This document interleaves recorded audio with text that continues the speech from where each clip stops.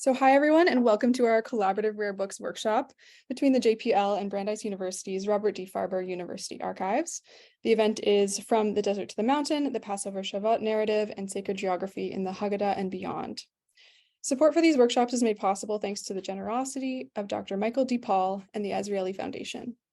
Presenting on behalf of the JPL today, we have Eddie Paul, Senior Director of Library and Learning Services, myself, Ellen Belshaw, I'm the Education Outreach Coordinator, and our Digital Outreach Coordinator, Isel Carter, will be behind the scenes. You'll see her hands in our hover cam, so just know she's there too. From Brandeis, we have Rachel Greenblatt, who is the Judaica Librarian at Brandeis University and the Senior Lecturer in Jewish Studies at Dartmouth College, and Surella Seelig, Outreach and Acquisitions Archivist at Brandeis University's Archives and Special Collections. After Eddie introduces this collaborative event, we're going to turn the floor over to Rachel and Surella to share their items from the collection, and then we'll come back and show you two of our items from our collection before fielding audience questions. Before we get to Eddie's introduction, I'd like to share the land acknowledgement for both the JPL and Brandeis University. Oh, okay. Wasn't sure if we're going to show it as well, so I'm just going to read them for you. The Jewish Public Library is situated on the traditional territory of the Gunyan people. The land is also a meeting place for many indigenous nations. This land has been the site of exchange, creativity, and storytelling for thousands of years. We are grateful to be able to cultivate lifelong learning, imagination, dialogue, and creativity here. The campus of Brandeis University, where our colleagues are located, occupies the territory of the Algonquin-speaking peoples, which include the Massachusetts, Nipissuk, and Pawtucket, who have long stewarded these lands. Thanks, everyone. Over to you, Eddie. Well, good afternoon, everyone. For those of you who haven't attended one of our previous workshops, we've been running these for many years now. We began in 2014 to celebrate the JPL centennial year, initially bringing these books into other people's spaces, primarily schools, universities, synagogues, churches, other libraries and community centers here in Montreal and in Ottawa. The pandemic moved us into this virtual space, and despite the fact that we aren't able to have you handle these books and look at them up closely, which is the case with our in-person workshops, it has allowed us to run collaborations with other libraries and their own rare book collections. The Robert D. Farber Archives and Special Collections is one in a series we've done that have also included the McGill Rare Books, Thomas Fisher Rare Book Library, University of Toronto, the Lowy Collection, Library and Archives Canada, Carleton University, the National Library of Israel, Yale, and the Herbert D. Katz Center at the University of Pennsylvania. And just a couple of weeks ago, we ran a kind of hybrid workshop book launch with the internationally renowned author Alberto Manguel, which was really extraordinary. We've called this workshop From the Desert to the Mountain, the Passover-Shavuot Narratives and Sacred Geography in the Haggadah and Beyond, which kind of makes this sound like a very cool scholarly paper you'd find on JSTOR that you'd include in a bibliography to impress your professors. But I promise you, what these sessions are meant to do is tell you stories about how books, their authors, and their printers inform the way we understand aspects of our cultural paradigms, Jewish and otherwise. With this in mind, it's my pleasure to introduce Rachel Greenblatt and Surella Seelig, and then Ellen, who will take you 3 weeks back in time to Passover. Now, I know you probably thought you were all done with it until next year, but with a little luck, I'll bring you back 2 weeks ahead of the present to Shavuot. There are over 3,000 versions of the Haggadah in existence. Rachel and Surella are going to spend the next half hour showing you all of them. I'm kidding. Haggadot are kind of like Easter bunnies because that number climbs every year. In the 17th century, there were 37 Haggadot in existence. In the 19th century, almost 1,300. In the first half of the 20th century, over 1,100 alone were printed. The moral of the story is don't leave your Haggadot unattended because you never know what happens when you leave two different editions alone within reach of one another. So now I'm going to pass it on to Rachel and Surella. Thank you, Eddie. It is such a pleasure to be here with you, collaborating with the Jewish Public Library of Montreal, which is an esteemed institution, and we're just so proud and happy to be with you. And we are going to span geographical and chronological spaces here. our main purpose, frankly, is to through telling a lot of little stories, our main purpose is to show you some of the fantastic things that we have.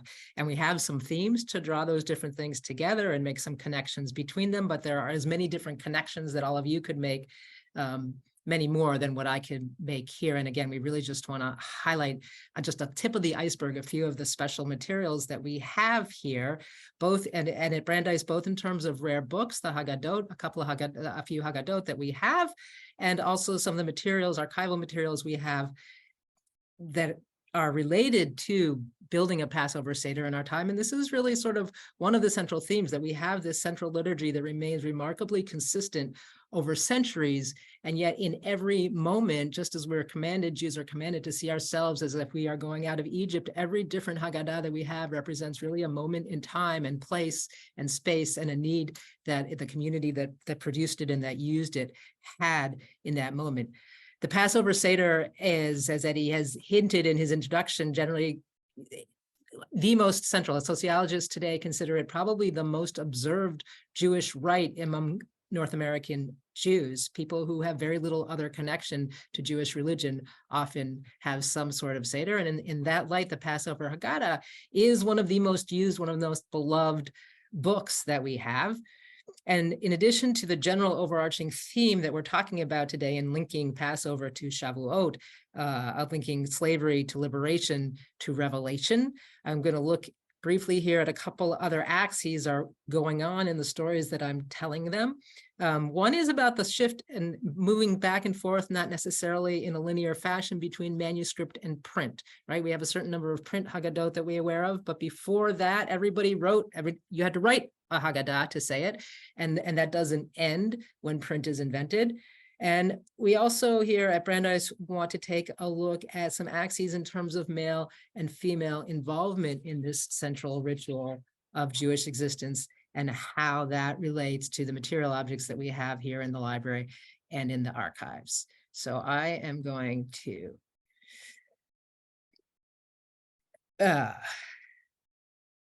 start in Venice in 1629. We have, I saw before on the line, the scholar whose work I'll rely on heavily here, and Professor Benjamin Ravid, I invite you to jump in the Q&A if you have any corrections or other things to add to what I'm going to say briefly here.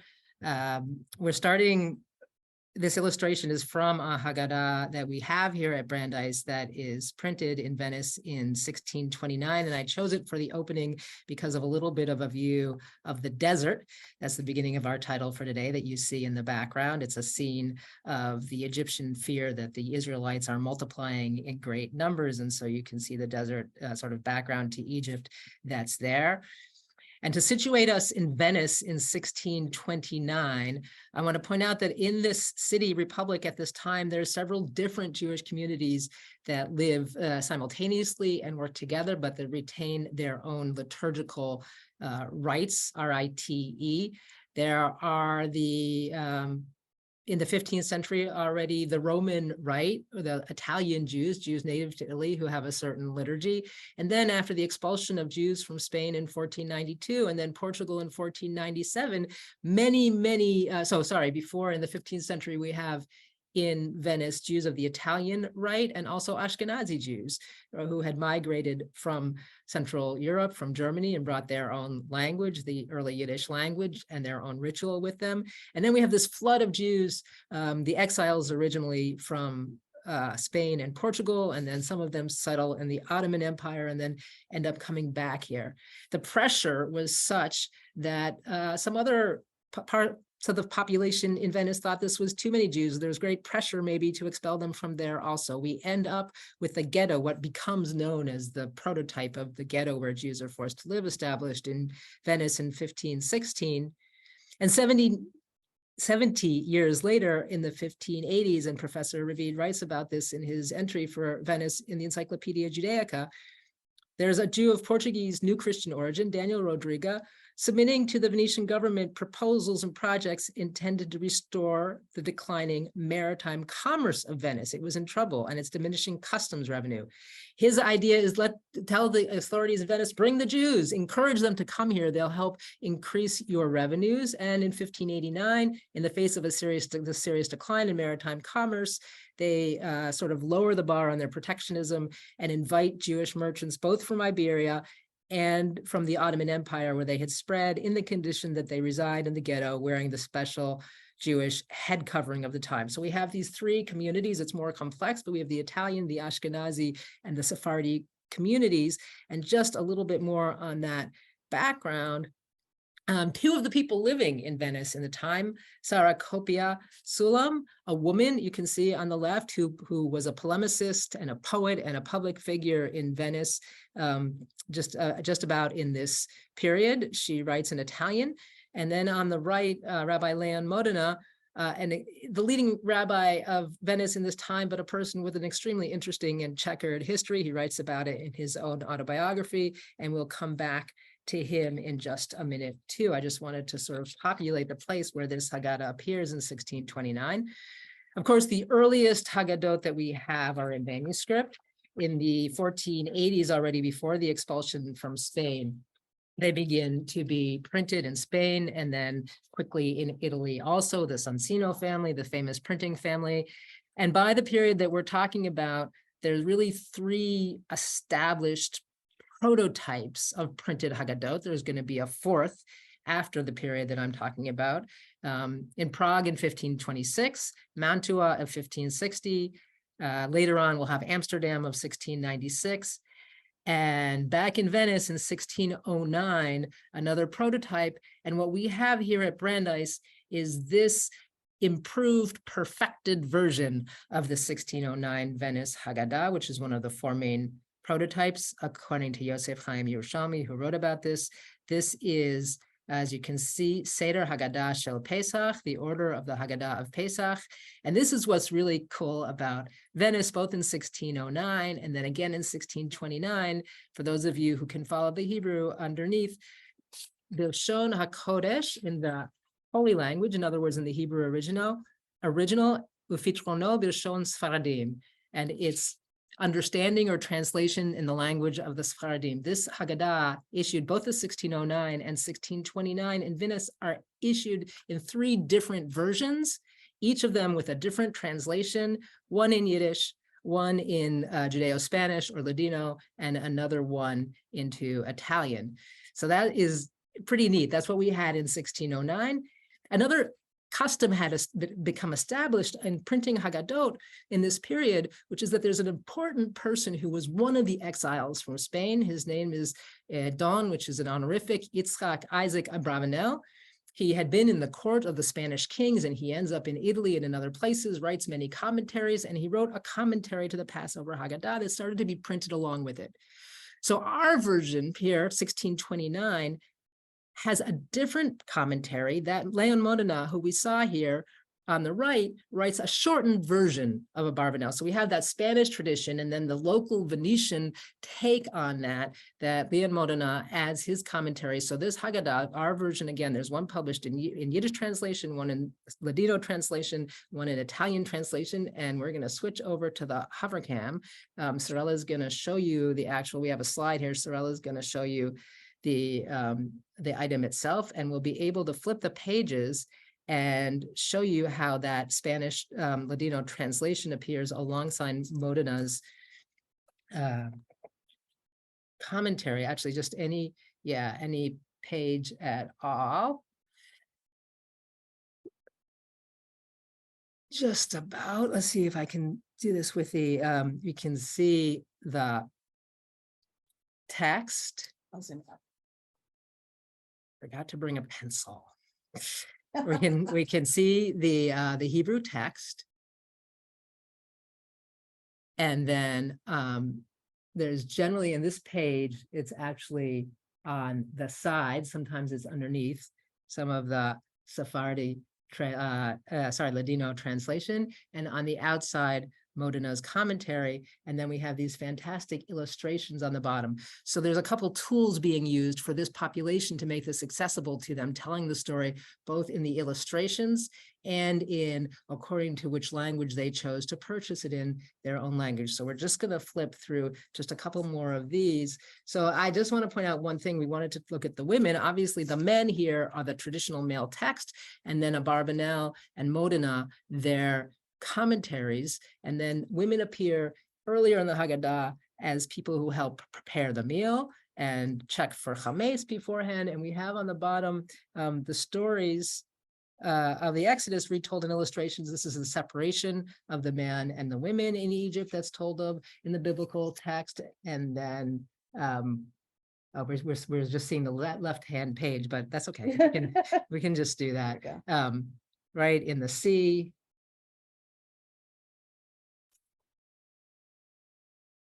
We have the plagues. We have the multiplication of plagues. And so this you can see also, if you try to look at the words, those of you who read Hebrew, the Hebrew above, the Ladino translation, the illustration, and the commentary.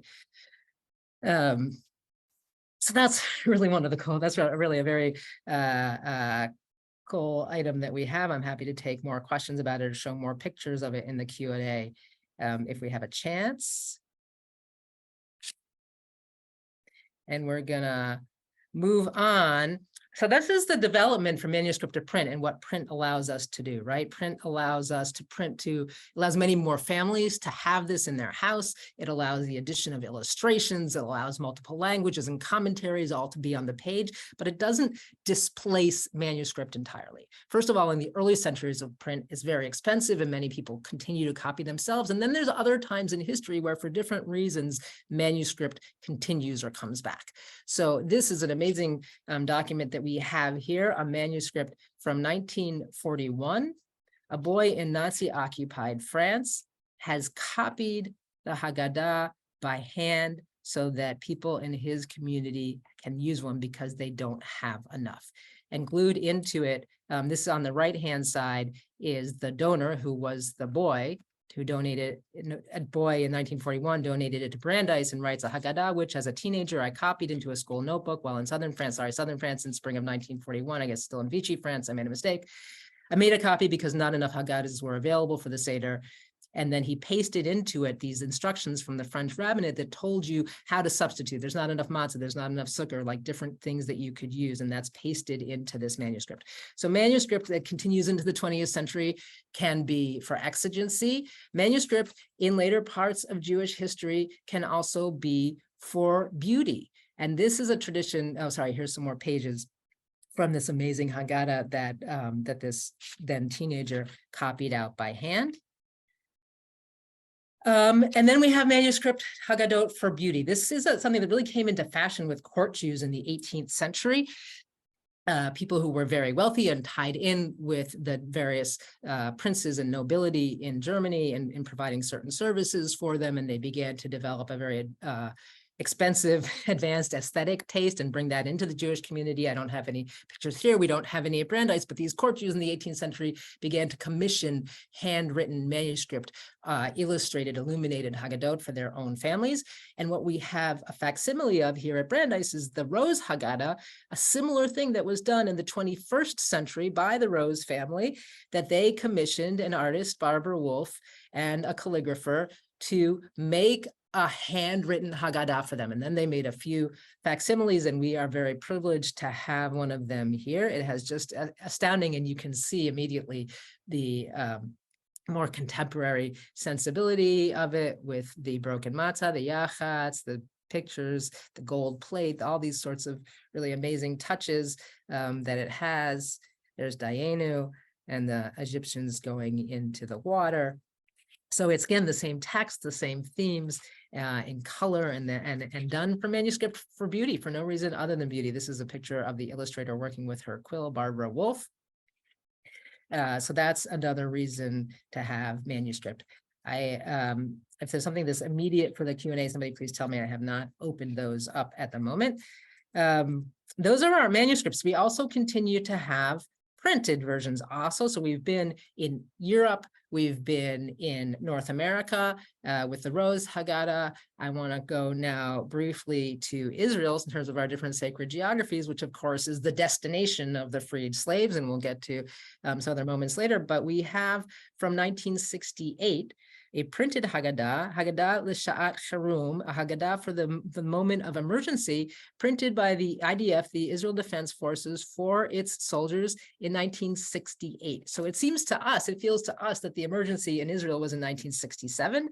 But a year after, almost a year after, a little bit less than a year after the Six-Day War in 1967, for Passover of 1968, the IDF has this printed for its soldiers who must be on duty on the night of Passover. It says Haggadah l'sha'at charum on the right-hand side, a Haggadah for the emergency hour, l'chayal for the soldier, b'ta'asuka mivtza'id, who is occupied in operational duties during the Passover Seder. And so it has a shortened essential version for him, and it has this introduction by the chief rabbi of the IDF, Shlomo Goren, a very well-known individual. And this is a translation in Yosef Chaim Yerushalmi's book about the Haggadah that gives just a translation of Rabbi Goren's introduction and how he talks about the grace of God to celebrate Passover, the nation's festival of freedom, in a liberated land of Israel and a united Jerusalem, and then talks about the soldiers who have to be on duty and how they have this need. And someday he hopes that we won't have this need and everybody will be able simultaneously to be celebrating Passover. The Israeli Black Panthers, a few years later, 3 years later, 1971, this was a protest social political movement that developed in Misrara, a neighborhood of Jerusalem, demanding equal rights for Jews in Israel of Middle Eastern background from Arab countries. Halach ma'anya, this is the bread of affliction. This was lost. The Black Panthers were an important social movement. They typed out a Haggadah in 1971. It was lost. And in around 2017, somebody presented a typewritten copy that had been saved to the leader of the Israeli Black Panthers from the 1970s. They had it printed up in Hebrew, and it just came out this year. This I wanted to show you so badly because it is Brandeis Library's most recent Haggadah acquisition. It arrived after Passover this year, a new edition with the Black Panthers Haggadah and an English translation. This is the bread of affliction that our parents ate in Morocco and Egypt, and we did not know that in Jerusalem we wouldn't even have that. They were poor, they were suffering, they wanted equal rights and access to all kinds of things. So those are a couple different sort of moments in which the Haggadah becomes important. I want to finish here and hand off to Surella with a magnificent Haggadah. How are we doing for time? We're going to put it in the hover cam, or maybe we'll just show you. Yeah. I can put it in the hover. Arthur Sheik, who, like you'll hear from Eddie later about his almost exact contemporary Ellissitzky. Arthur Sheik was born in Poland. He studied art in France and in Poland. He later lived again in France and then in England and then in the United States. And this I wanted to bring you as the political urge, just like the Israeli Black Panthers felt a political urge. Sheik felt he was both a Jewish nationalist and a Polish nationalist, but he felt in the 1930s, as he saw Hitler rise to power, that he needed to use this, yeah, go ahead, try it, this moment to protest. And he created Haggadah illustrations that equated the Egyptian and the Pharaoh and the Egyptians with the fascist movement already in the 30s, right? We're talking about before, right between 1933 and 1939. He had some pages on which the Pharaoh actually was, and you can see here his dedication page. It was eventually, actually, let me just tell you shortly, it wasn't printed. He couldn't find printers. He had actually on some of the Egyptian soldiers a small swastika, and he had two different challenges in getting this printed. One was the technical expertise for the detail that he wanted, and the other was political objection in different places where he tried, as particularly in the Czech Republic, where there was already, before the Nazi occupation, a Nazi element in the national government. There was this mood of appeasement, and he could not convince printers in the Czech lands to print something that was so blatantly anti-fascist and anti-Nazi. He took the project to England. Eventually, that was objected to there. Also, eventually, he did erase or paint over some of the swastikas and left some of the other imagery there. But this is just, to me, an outstanding, I grew up with it, but an outstanding, and not with one of the originals. This is one of the original couple hundred, right, that were printed. It's signed by Cecil Roth, who helped with the getting it printed. He's an extremely important historian from also from Europe, who was from Eastern Europe, who was in England at this time. It's signed by him and by Arthur Sheik himself. This version that we have, one of a very small number that were destined for the United States. And you can see some of the pages where we still have this anti-fascist imagery. If you want, we have the page with the four sons, for example. You can just see some of these. So there's two pages of the four sons. But if you go to the one before this. Here we go. Traditionally, like in Prague in 1526, the wicked son had been a soldier. The Jews wanted peace, and the wicked son was usually a soldier. In this edition, the wicked son is an assimilated Jew, but if you look at his face very carefully, he's an assimilated German, and he actually has a Hitler mustache here. He's a caricature, sort of very subtle caricature of Hitler. It comes out in 1940, but he made this long before. And there's other hints and symbols throughout the Haggadah, just fantastic illustrations with that anti-fascist message that are in it. So I'm actually going to, yeah, you can just, yeah, I can share. You know what I can do? I can go back to sharing, so you can take your hand off of that. I can show you the slides that we have of it as well. I think we have, yeah, you can see him again in some of the other Egyptians. And do we have one more? What I want to say, I just want to get the slides in the right order. Yes. So I want to leave you more or less with, I'm going to hand you over to Surella here. What we've seen is, so on one hand, Sheik provides, his artistry provides a perfect segue to what we're going to get to in a few minutes time, sort of put a parentheses on this and hold it. He's a contemporary of ellissitzky, as I said, and the 20th century art sort of aesthetic that's here, you'll see again in a little bit. In the meantime, we've seen defining print moments from Venice in the 1620s to England here in the pre-war years, to developments in Israel in the late 60s and early 70s that reverberate strongly for us until today. We've seen manuscripts that defy war and elevate the spirit with their beauty. But in all these, there's just a few places where women have appeared, and it's been in the illustrations of the Venice Haggadah and barbarawolff making the illustrations for the Rose Haggadah. The Talmud states that women are obligated to observe the rites of the Passover Seder because of their essential role in the story of Exodus. Af hen hayu ba'oto hanes. They were inside the miracle. And yet for centuries, as we've seen in these Haggadot that I've shown you till now, women had not felt that they were truly in the text, in the discourse that's a central part of the Seder. They were maybe on the page, but not in it, as a Barbanel, who was the exile from Spain, and Leah de Modena, the rabbi from Italy, had been. But in second wave feminism and its following in the United States and in Canada and in Israel, eventually in Europe, different places, but really starting in North America, there was call and there was actual action to change. And we have been able to document that in Brandeis's archives and special collections. And that is what Surella is going to show you now. So I need to switch. You're going to have to bear with us for a second while we switch our audio settings. This is our, yeah. You can start thinking about the image that we're showing you there. Look at it, just keep, yeah.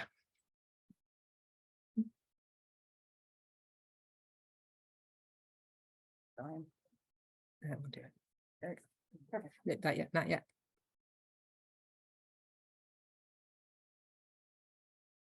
And I am not muted, sorry.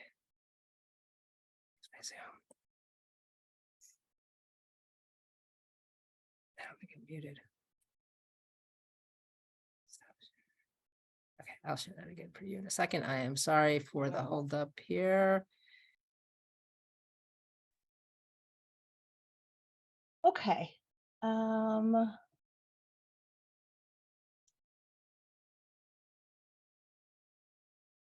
Okay, can everybody hear me? I can I'm hear you. hoping that people can hear me. Ellen, how do I sound? You sound good. I'm not hearing you, Ellen, so.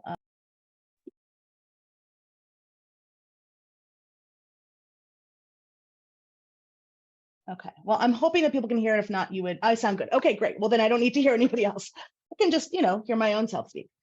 Hi, and it's so delightful to be here, as Rachel was saying. And as Rachel mentioned, there are times, I'm actually gonna share my screen, 1 second. Okay, and we're gonna go to this. We're going to view slideshow. Okay. As Rachel mentioned, there have been moments throughout Jewish history when Haggadot have been written in order to meet certain needs, and I'm going to talk about a few of those now. Brandeis is wonderfully lucky to be home to a significant and growing set of archival collections from Jewish feminist activists and activist organizations, dating from the 1960s to the present day. Now, Jewish women have always taken part in the various waves of feminist movements, but in the 60s and 70s, you began to see a strong contingent carving a space for themselves to address issues particular to their experiences in both the Jewish and the feminist worlds. And it was in this context that our next Haggadahs were created. Women are missing from the Haggadah, as Rachel said, as is actually much of the Exodus story. Jewish feminists, both individuals and organizations alike, began to address this absence in both the Haggadah itself and in the Passover rituals. They sought to rewrite the traditional text, to move women, let's see if I can actually to move women from the margins to the center, or at least to give them a place in history, and to reframe the tradition in women's voices. I will speak of two women who created new Haggadot fit to purpose, fit to the moment, Aviva Cantor and Esther Bronner. We actually see Bronner here, but we're going to start with her. Esther, born in 1927, Esther Masserman Bronner, also known as E.M. Bronner, helped pioneer Jewish feminism through her writings and rituals. Bronner was one of a group of women known as the Seder Sisters, along with Gloria Steinem, Bella Abzug, and others, who met starting in 1976 for women's Seders. These ceremonial meals included both traditional text and new inclusive prayers and rituals, marking the significant and often forgotten role that women play in Jewish history. In her book, The Telling, Bronner describes the beginning of the women's Seder idea. This would be different. The invited men would prepare the meal. The women would contemplate the traditional Haggadah and write new and relevant prayers. The Women's Haggadah initially appeared in 1977 in Ms. Magazine, and it was entitled A Woman's Passover Haggadah and Other Revisionist Rituals. Born out of the first feminist Seder, which was actually organized by Bronner, Marcia Friedman, and Naomi Nimrod in Haifa in 1975, it made use of the traditional Seder structure to tell the story of Jewish women from the past to the present. Bronner writes, the Seder is a family occasion prepared by the woman. The Haggadah service is conducted by the man.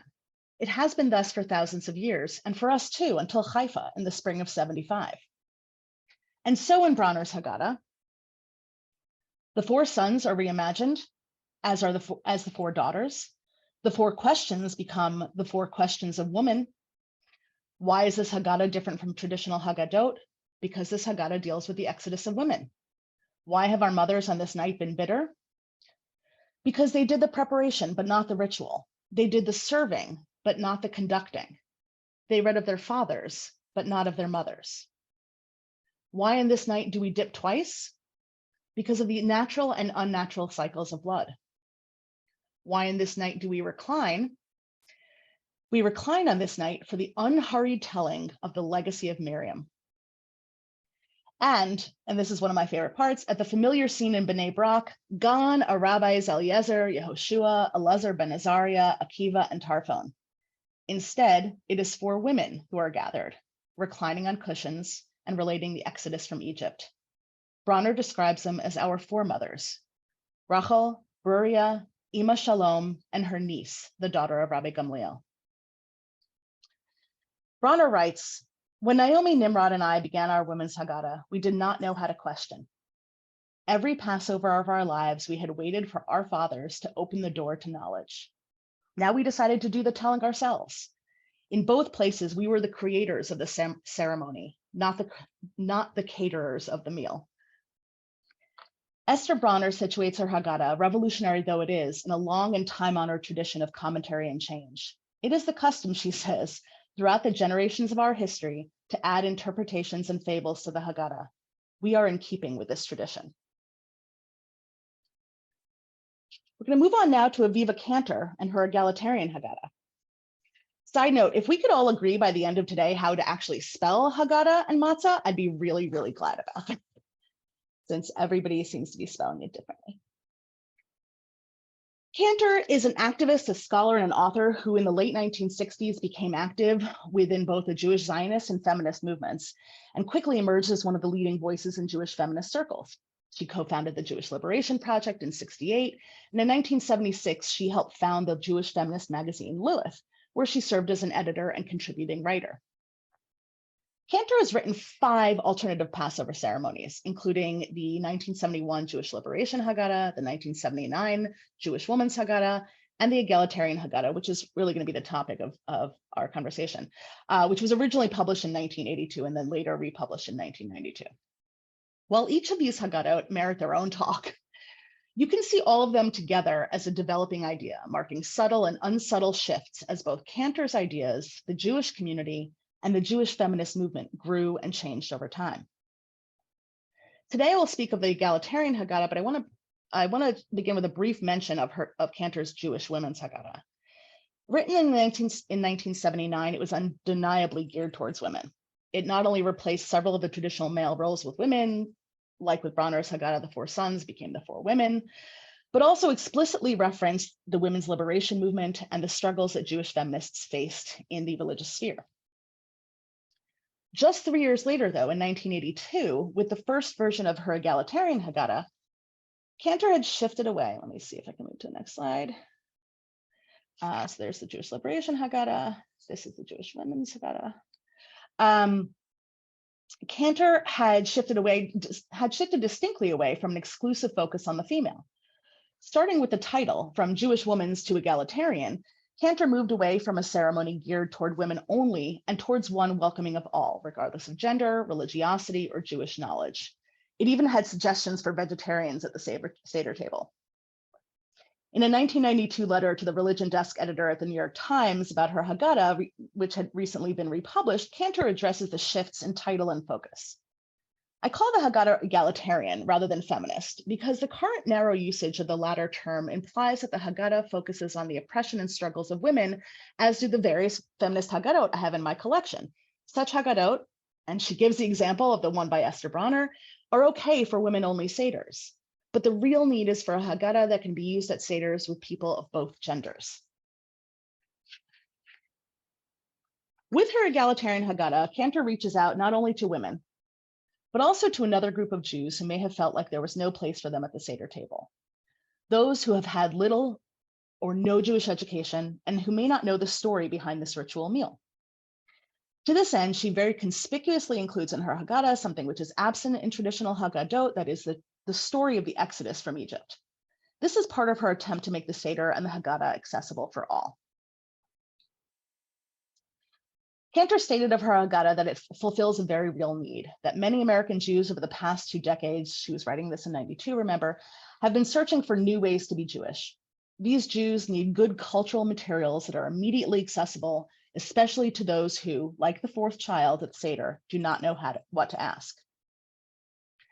It's important to bear in mind, though, that while the egalitarian Haggadah marks Cantor's move away from the solely feminine, it still holds many similarities to her previous woman's Haggadah.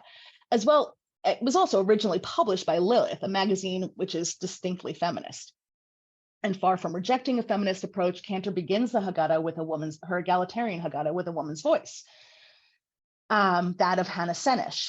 She includes a poem by Hannah Senesh, who was a secret agent during World War II, who died at Auschwitz. And in this one move, Cantor not only situates her Haggadah in a distinctly feminist history, but also in the historical narrative of Jewish struggles against extermination.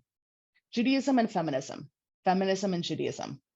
Cantor shows the oppression and fate of Jews and women as intertwined. In this, she makes the argument that Jewish women's lives should matter not just to Jewish women, but to Jewish men too. Cantor's highlighting of women doesn't stop there. Her Haggadah asks readers to honor the women who were the first Jews to resist the Pharaoh. Here she is speaking of Shifra and Pua, the two midwives who refused to murder Jewish males at birth, an act that Cantor refers to as one of civil disobedience, and one which gave the Jews strength to overcome their oppression at the hands of the Egyptians.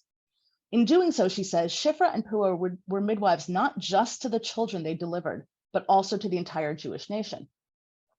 Here, Cantor cites Talmud Sota, where she notes, our sages affirmed this when they said, the Jews were liberated from Egypt because of the righteousness of women. Cantor writes that the influence of the women's movement has sensitized people to the need for Jewish cultural material that includes women as full and complete Jews. I wrote the egalitarian Haggadah to respond to those needs. It is unique in that it includes women in Jewish life, both of the past and of the present. It mainstreams women into the ceremony by including them as complete Jews. It features prose and poetry about women, and it also features readings by and about men.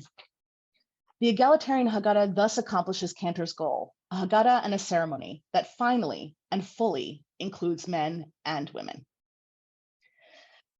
Just to finish up, I'll just say that these Haggadot were not created in a vacuum, and I'll show a few more here. There are common themes, and they are often in conversation with one another. We have seen now how both Cantor and Bronner clearly note their desire for their Haggadot to be useful to those who know and those who don't. They reference She'eno Yodea Lishol, the one who does not know how to ask. And these are just two of a countless number of new Haggadot created since the 70s to reclaim the female voice in the Passover story. The San Diego Women's Haggadah, the Ma'ayan Haggadah, the Project Kesher Haggadah. And while they were all different, it was the moment that connected them.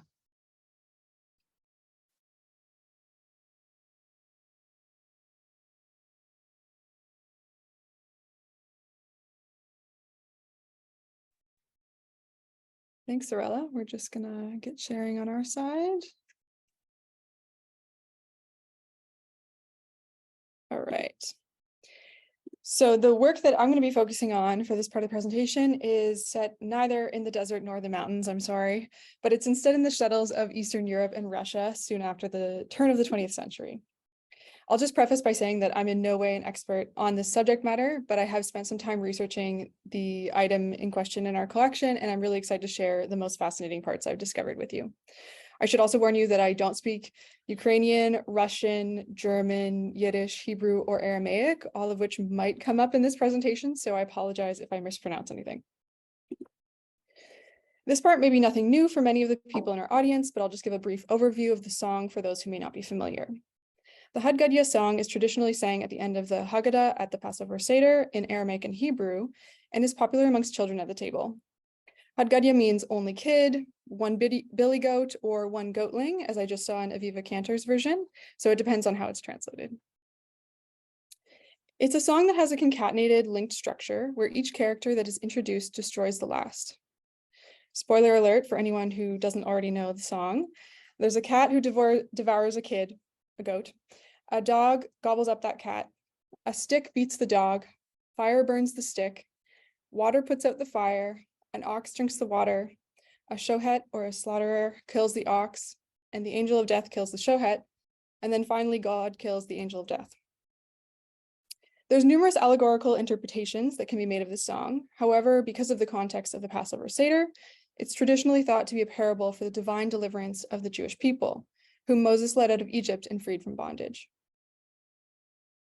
If we take that as the allegory, then the goat stands for the Jewish people, and the series of characters who successively defeat each other stand for the oppressors throughout history until God himself defeats the angel of death and liberates the Jewish people.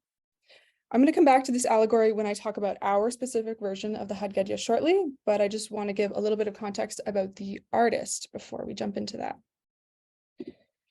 So, Ellissitzky was best known as an innovator in typography, and he was a pioneer in the field of exhibition design, but he was also an architect, a painter, and a photographer throughout his career. Despite working through various artistic movements, he is most famous for suprematism, which was an abstract art movement in the early 20th century focused on the fundamentals of geometry, based on the supremacy of pure artistic feeling rather than on visual depictions of objects.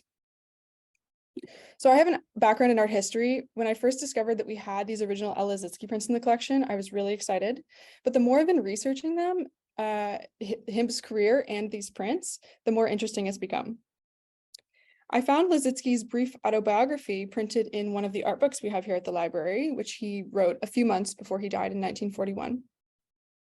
There's at least a few sentences for each year of his life detailed in this autobiography, except interestingly, the years 1917 to 1920, where he marked only Jewish books. I thought this was a little bit strange, considering we also have whole other books about the Jewish Renaissance in Russian avant-garde art, dedicated to a handful of artists, one of which is Ellissitzky. His impact on the Jewish Renaissance was substantial, and he published a number of books in Yiddish during this period.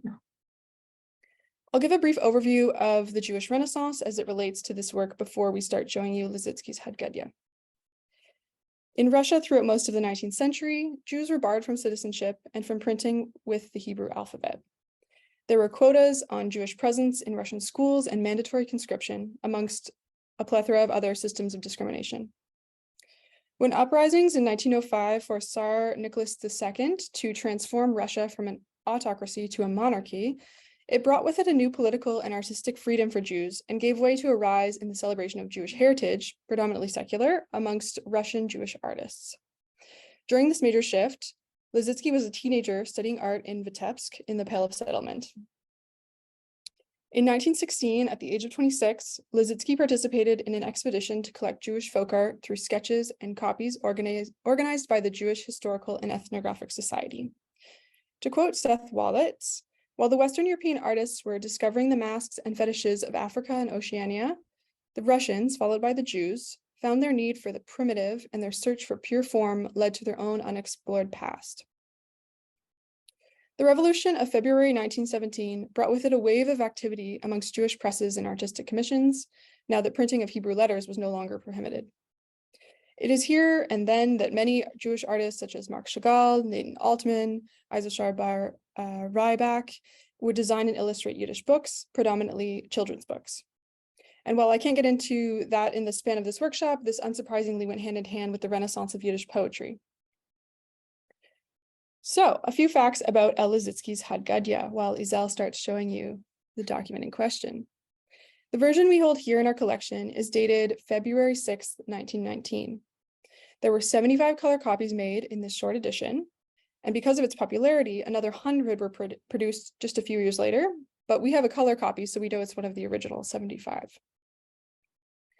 It was printed by the Kulturlied in Kiev, which Lissitzky founded alongside fellow artist Nathan Altman and David Strettenberg in 1918. The Kulturlied was the central house for all publications in Yiddish throughout Ukraine and Russia at the time. Lissitzky's version is written in Yiddish, but maintains its Aramaic title, as well as one phrase at the bottom of each page, in Aramaic.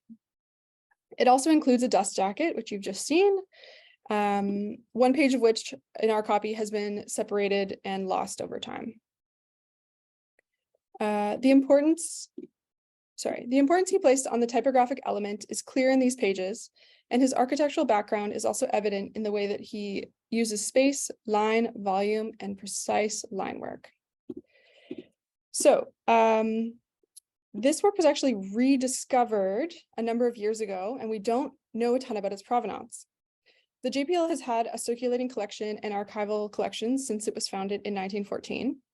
When the library moved from Esplanade Avenue to its current location in the 1970s, one of our librarians at the time, who later went on to work at YIVO in Stanford, Zachary Baker, he found these works and knew he'd landed on something really special. So the copy we have here is clearly very well loved, but as I said, we're not sure where this donation was acquired. Interestingly, this is not the first version of the hadgadya that Lissitzky created. He did a version in gouache 2 years prior, right around the time of the revolution, the Russian Revolution, I should say. One of the things that makes this version we have here so interesting to me is that it is kind of a hinge work or a pivot point, if you will. I haven't found the right word to express that, but it shows kind of the halfway point between what Lissitzky had been creating up until this point in his career and what he was soon to move towards and become so famous for. I'll use one page in particular to show you this comparison. I think Ezel already showing it to you. So the one where the dog eats the cat. In the 1917 version, a black and white facsimile of which we have here, Ellissitzky was using more diagonal lines to suggest movement and chaos, as was common in some of his earlier work. But by the 1919 version in our collection, each animal makes up its own circle, the limbs of which give some directionality to their movement. Prior to 1919, his work looked very similar to one of his contemporaries, Marc Chagall. And then by later in 1919, after creating this hadgadya that we have, Ellissitzky created this lithograph that is quite famous called Beat the Whites with the Red Wedge, facsimile of which we are showing you here. And it looks much more suprematist in comparison to what we've been showing you up till this point. So if you look at the page from the 1917 hadgadya we just saw, along with the 1919 hadgadya that we have, and this 1919 revolutionary print, I think the position of this being kind of a pivot point in his career becomes even more obvious. The use of spiraling circles is also obvious in the page where the fire beats the stick. The fire is shown as a rooster, and it has a similar spiral motif. The use of space and movement, his experiments with language, typography, and architectural forms, as well as the slow turn towards pure geometry, is visible in comparison of both versions of the song. It was also one of the last works that he signed under his Hebrew name, Eliezer, before taking on the shorter name simply of El. In this version, he uses crisper, more intentional lines, and the color scheme is more somber. Figures are locked in a circular movement, as I mentioned, almost turbulent states, which fit well with the subject matter.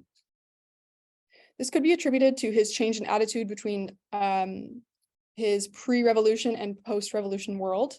The revolution brought a need to take sides, and like most Jews in Russia at the time, he welcomed the Bolshevik revolution, employing his art in its service. The switch from the older man to the younger boy feeding the goat on the first page may indicate also his shift in allegiance, from looking back into the history of Jewish art as he had been for a few years for his inspiration, to now looking to the future and the potential that it holds to fuel his work. Now, you may remember that I said I would come back to the allegory of the song and how Ellissitzky interpreted that in the version we have here. Most scholars who have written about this work agree that Ellissitzky intended the allegorical meaning I mentioned previously of God defeating the numerous oppressors and thus liberating the Jewish people. It is commonly interpreted that the angel of death, seen in the second last pages, represents the Bolsheviks. The skeleton wears a crown similar in shape to that of the last Tsar, Nicholas II. So Ezel is showing that page right here, and you can see a rounded crown faintly on top of the skeleton. On the last page of the 1917 version, Ellissitzky portrayed the angel of death without a crown and in the process of dying. So do you have the facsimile there, or did I might not. Oh, no, okay. It's okay. In our 1919 version, which she's showing you here, the skeleton still has that crown on and is at the bottom of the composition with his arms down, suggesting that he is very much dead. This last page also has another allusion to the revolution that contemporary viewers to this printing would have been familiar with, which is related to the representation of God at the top of the composition. The hand emerging from the cloud wielding a sword bears a great deal of similarity to the 1918 Soviet-Russian stamp, a facsimile of which Ezel has placed on top, where a hand with a sword breaks a chain in front of a rising sun. The symbolism here was severing the chain of bondage and was released on the first anniversary of the October Revolution. Now, if you're thinking that one stamp is a bit too obscure of a reference to make a connection with, there were very few other stamps that were issued at this time, especially in the early years of the Soviet Postal Service. So this would have been kind of the equivalent of Google changing its logo today. Even if you don't use Google, you would have noticed the change. So I'll turn it over to Eddie momentarily, but I just wanted to talk about a few of the bridge features between this one and the Pisgah site of Palestine that he will be showing you. So they both represent allegories of historic moments during which they were created. In this case, it's the Russian Revolution and the Jewish Renaissance. And in the Pisgah site that Eddie will soon show you, it's the English Civil War. Both works represent new frontiers of publishing at moments where experimentation was newly possible, and they both use illustration as narrative storytelling in addition to text, which means that the books could reach audiences with a wider range of literacy levels. That's it for me. I'll pass it on to you, Eddie. Thanks. Start the video.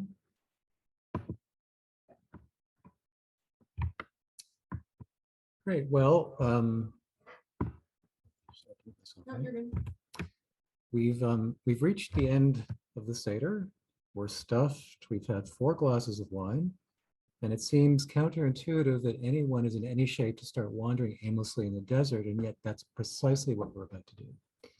You may be in for some mild disappointment because the book I'm sharing with you this afternoon has no obvious connection to Shavuot, and that's precisely why I chose it. The Passover narrative, as you've seen, is easily adapted. It's a cycle in which a perpetual past is retold each year, and we're told to experience the story as though we ourselves were part of it. The function of Shavuot, however, is not to retell a story. In a sense, it functions as a kind of sorbet to cleanse the palate and to be receptive to an as yet unrealized future. The obvious book that I otherwise would have chosen to share with you is the one most closely associated with Shavuot, entitled the Tikkun Le'el Shavuot, or the rectification for Shavuot night. Now, we had 28 different printings in the rare book collection dating back to 1728. None of them are especially spectacular, which is why I haven't chosen any of them. So what I've chosen to share with you instead is an attempt to rectify a problem before it starts.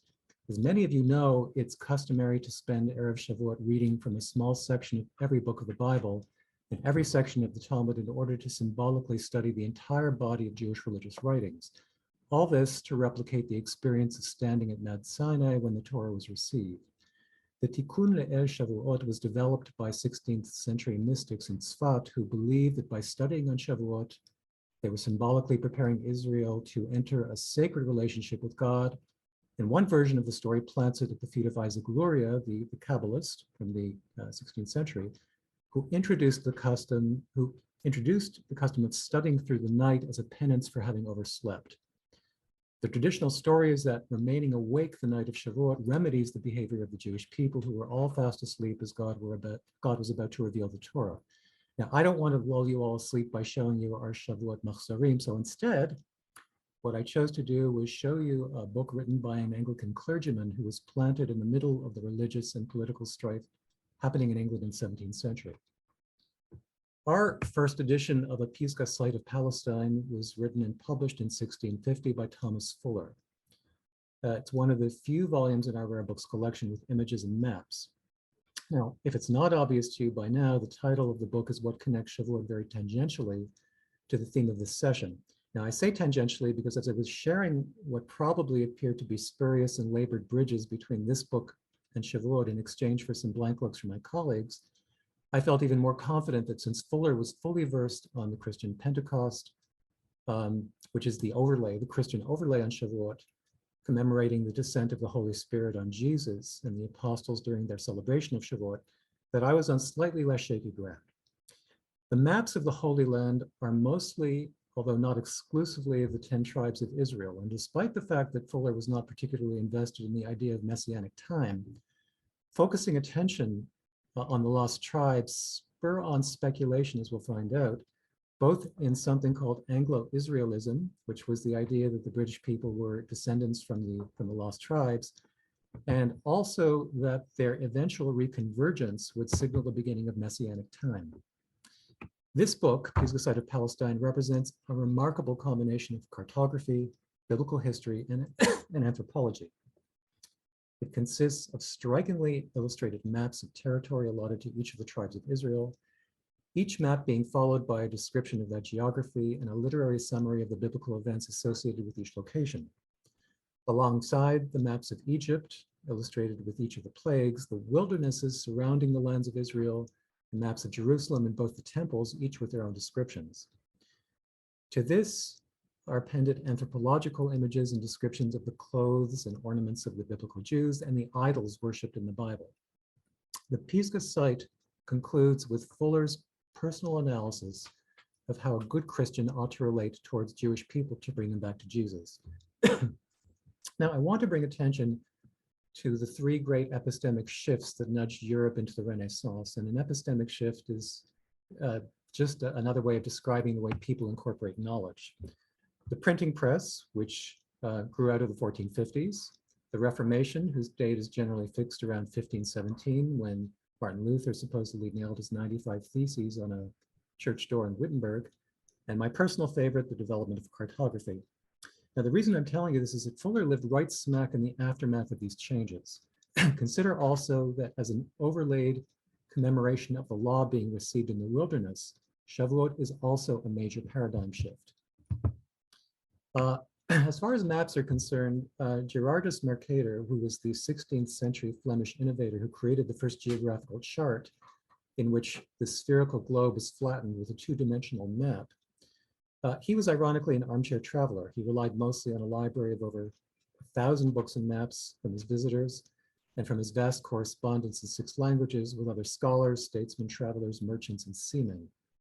It was in 1659, 9 years after this book was published, that Mercator came out with the first map of the globe in which, for the first time, the people of Europe were able to see themselves outside the scope of anything they had known before in which the world was imagined.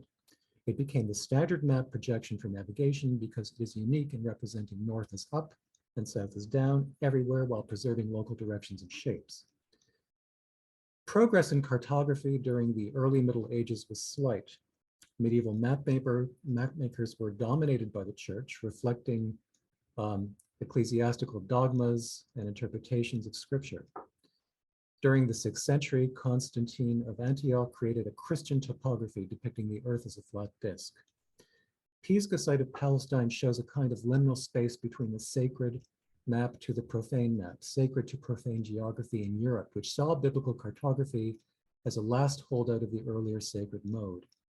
Now, you're probably aware of the famous medieval Mappa Mundi, which depicted the entire world as sacred, with Jerusalem at the center. And it was this kind of cartography that suggested that maps were intended to invoke the imagination.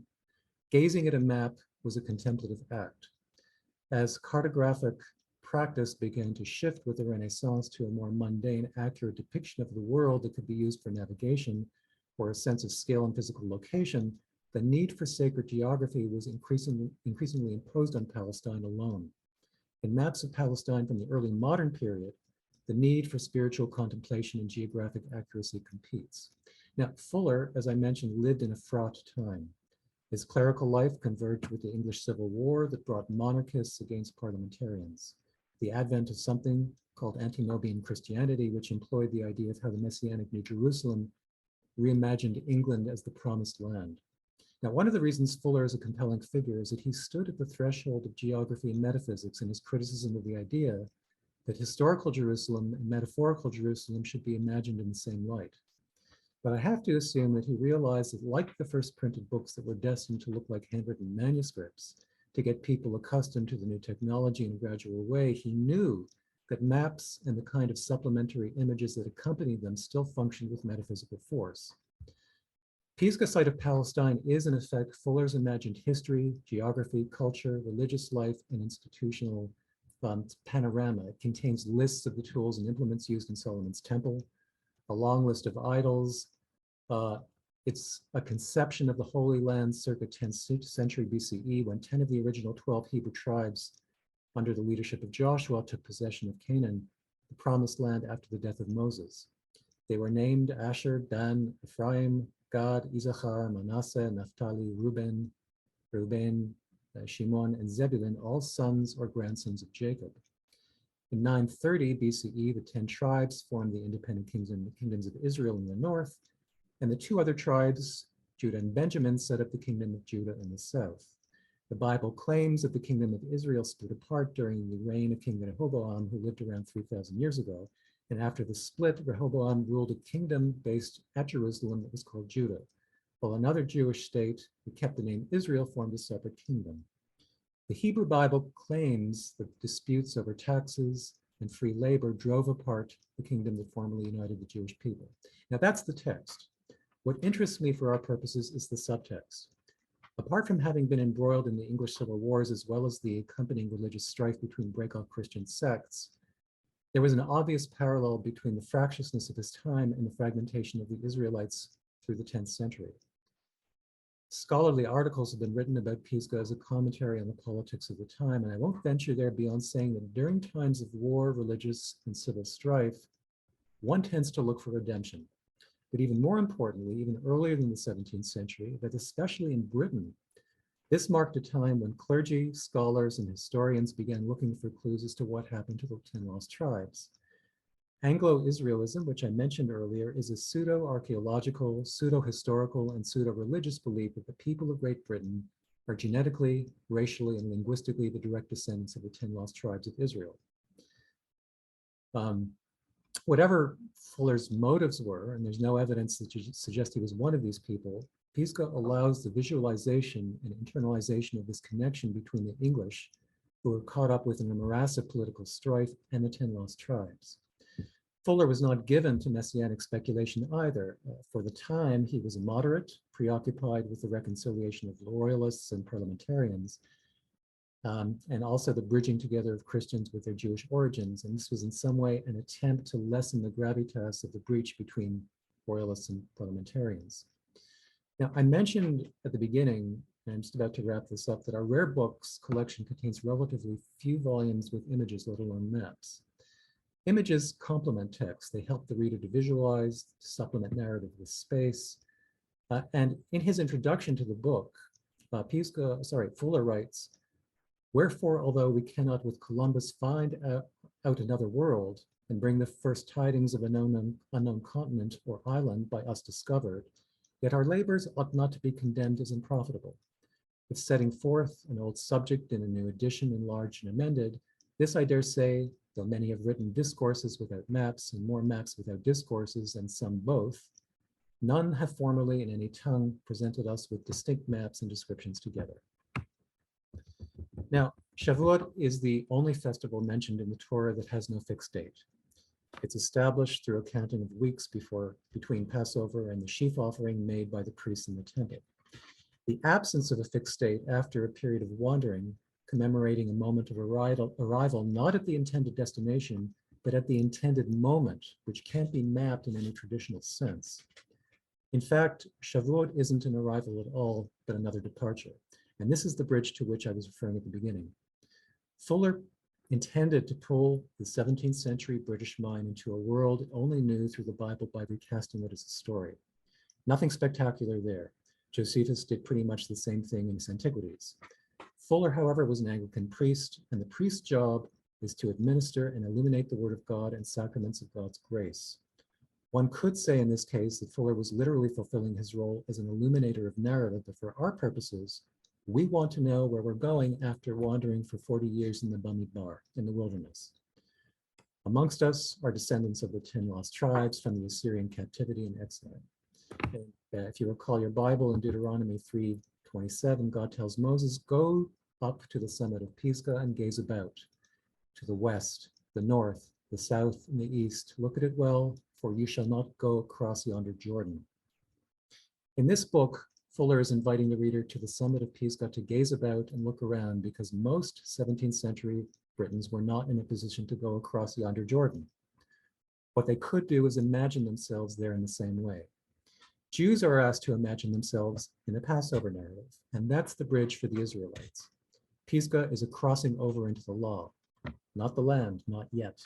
The land is palpable, but unattainable, just as God's closeness is palpable, but unattainable. It's perhaps no coincidence that words translated as wilderness occur nearly 300 times in the Bible. Wilderness is very solidly planted in the consciousness of the Jewish ethos. For Fuller and his maps, Pisgah, which in Hebrew literally means cleft, I think we had that up on the first slide, the cleft or the opening is a narrative told in maps, diagrams, and images. The cleft of the rock is where Moses received the law. There is no inherent holiness in the wilderness or the desert. And Thomas Fuller, who died in 1691, having witnessed the death of over 200,000 people in the English Civil Wars, someone who espoused tolerance, moderation, and understanding, someone who would have lived to see the publication of Milton's Paradise Lost, presumably compiled a Pisgah site of Palestine to create that cognitive link between the narratives of the Bible and that of his country and its people so that they could situate themselves in an imaginative world that would make sense to them. Now, I'd love to go through every single map with you. I pulled out two. There's one which clearly shows the Samaritans. This is on, you have that, I guess you have that up on the hovercam. The Samaritans, as you know, there's a, if you can actually, I don't know if you can actually see it on the, in the book, but Mount Gerizim is is featured quite prominently. It was holy to the Samaritans. It was the site of their temple. They regarded it as holy rather than, as opposed to Jerusalem's temple, which was the location chosen by God as for the holy temple. It also shows the location where Abraham sacrificed Isaac, almost. Jews consider the location of the near sacrifice to be Mount Moriah, traditionally identified by them with the Temple Mount. But Mount Gerizim continues to be the center of Samaritan religion to this day, and Samaritans ascend it 3 times a year: Passover, Sukkot, and actually Shavuot. And Passover is still celebrated by the Samaritans with a lamb sacrifice on Mount Gerizim. Now we can go through this book. I've already gone too long, and I'm going to actually stop here. But this book is quite beautiful. It's in fairly good shape. We don't know who the printer is. We actually don't know what its provenance is, but it gave me great pleasure to actually try and find a connection between this book and tying that into the theme of this workshop.